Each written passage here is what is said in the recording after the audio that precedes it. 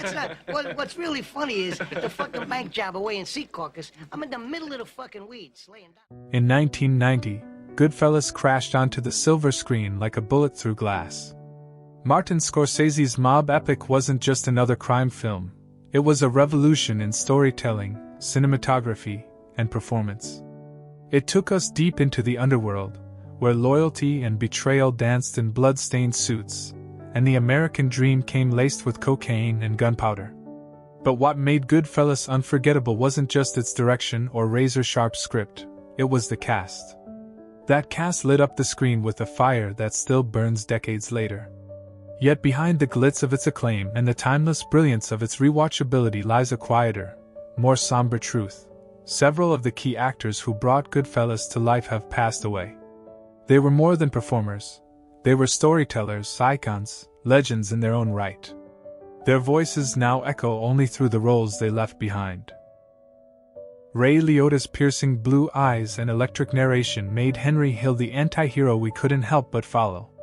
Paul Sorvino's quiet authority gave Paulie Cicero a terrifying calm. Frank Vincent's short but explosive presence reminded us why respect in the mob was a matter of life and death. And Tony Sirico, before he became a household name with The Sopranos, left his mark with a single but unmistakable role. This video is a tribute, not just to Goodfellas, but to the lives behind the legacy.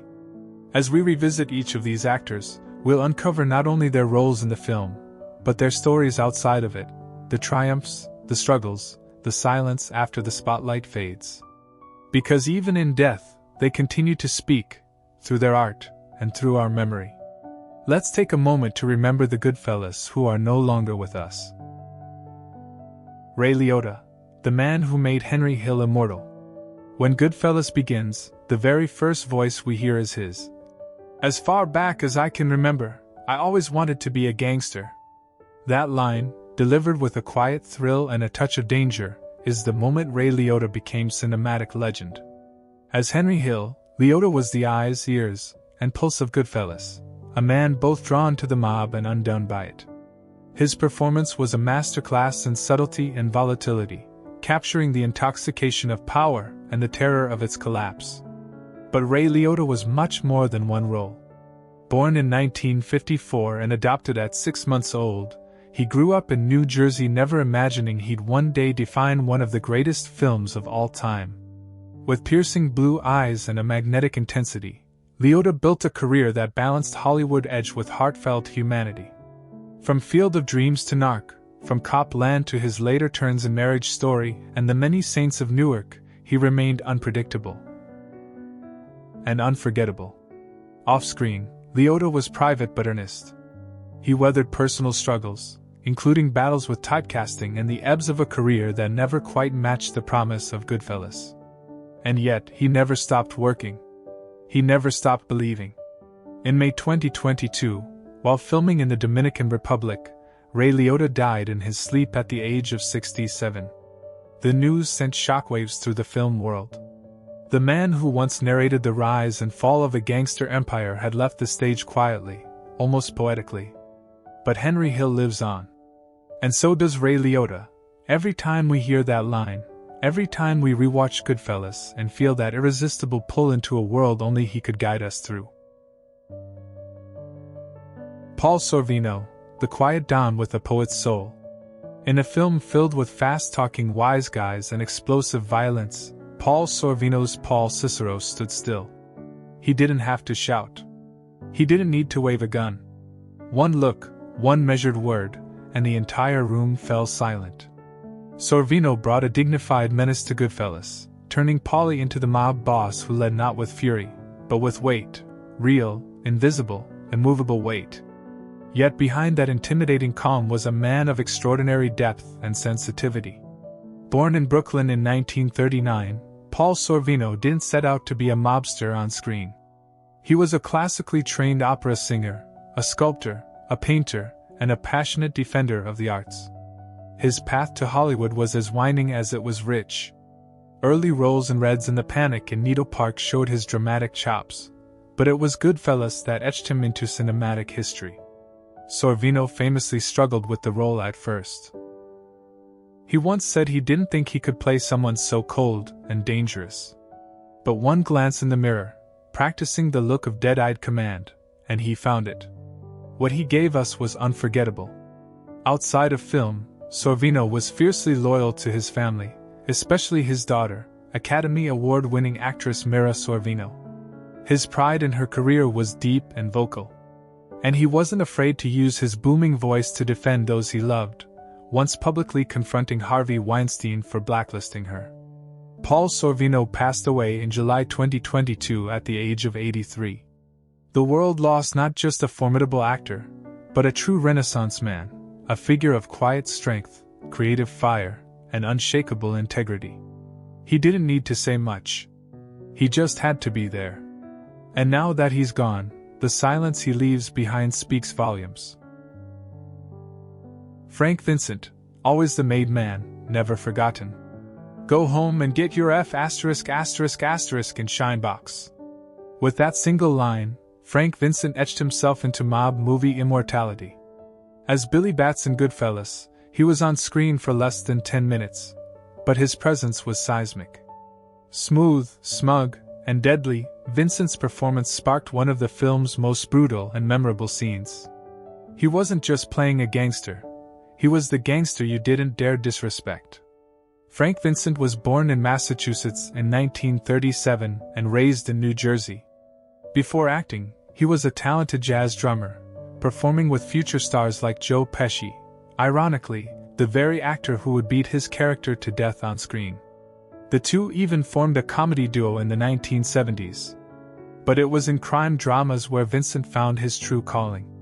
His career spanned decades of mob lore. From Raging Bull to Casino, and later as the iconic Phil Leotardo in The Sopranos, Vincent specialized in playing men who could smile while ordering your execution. He understood the psychology of power, of pride, of revenge. And audiences loved him for it. Off-screen, Vincent was charming, articulate, and deeply professional. He knew what people expected from him and delivered with style.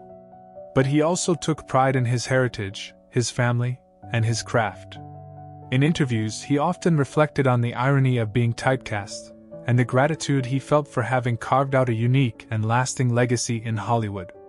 Frank Vincent passed away in 2017 after complications from heart surgery. He was 80.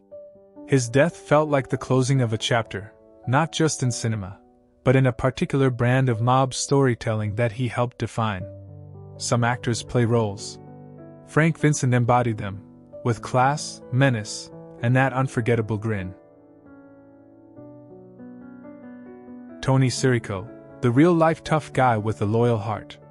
Though his role in Goodfellas was brief, just a blink-and-you-miss-it appearance as Tony Stacks, Tony Sirico's presence was unmistakable. His slicked-back hair, sharp suits, and unmistakable Brooklyn swagger were so authentic they didn't need acting. That's because Sirico wasn't just playing gangsters, he had lived among them. Born in 1942 in Brooklyn, Tony Sirico's early life mirrored the world he would later portray on screen. He was arrested nearly 30 times and even served time in prison. It was during incarceration that he saw a group of ex-cons perform a play, and something clicked.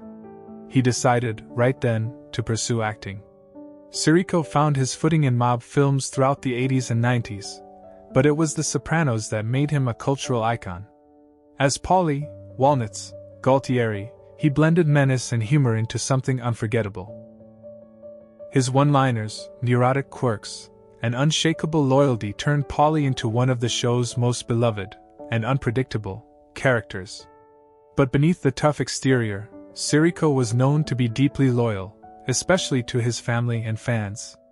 He often visited sick children in hospitals, donated to charities, and maintained a deep Catholic faith. Despite his on-screen violence, he had a soft spot for the vulnerable, and never broke his personal rule. He would only play a gangster if the character had moral lines he wouldn't cross. Tony Sirico passed away in July 2022 at the age of 79. His death marked the loss of one of Hollywood's most authentic tough guys. Not just because of how well he played the role, but because he transformed it. He gave gangsters nuance, humor, and humanity. Tony Stark's may have been a small role, but Tony Sirico's impact was massive. He lived loud, laughed hard, and left us with a legacy full of grit and grace. 4 men. 4 legends. Each brought a different shade to the violent, vibrant world of Goodfellas. Ray Liotta gave us the wide-eyed narrator spiraling into darkness. Paul Sorvino held the center with silent, simmering command. Vincent delivered sharp-edged menace wrapped in charm. And Tony Sirico, even in a minor role, radiated that streetwise authenticity you just can't fake. Their deaths came years apart, but together they feel like the closing of a chapter, a farewell not just to a film, but to a particular era of storytelling. The kind where danger crackled beneath every word, where loyalty could be lethal, where the mob wasn't romanticized, it was real, raw, and ultimately tragic. But Goodfellas lives on. It lives every time someone watches Henry Hill's slow descent into paranoia. Every time Paulie slices garlic with a razor in prison. Every time Billy Bats cracks one too many jokes. And every time a small-time gangster with a big attitude flashes across the screen and reminds us of the strange, seductive pull of that world.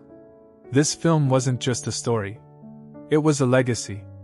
And the men who helped build it, Liotta, Sorvino, Vincent, Sirico, deserve to be remembered not only for how they died, but for how they lit up the screen while they lived. So here's to them, the actors who gave us Goodfellas, and gave part of themselves to do it. As the credits roll and the lights go down, we remember.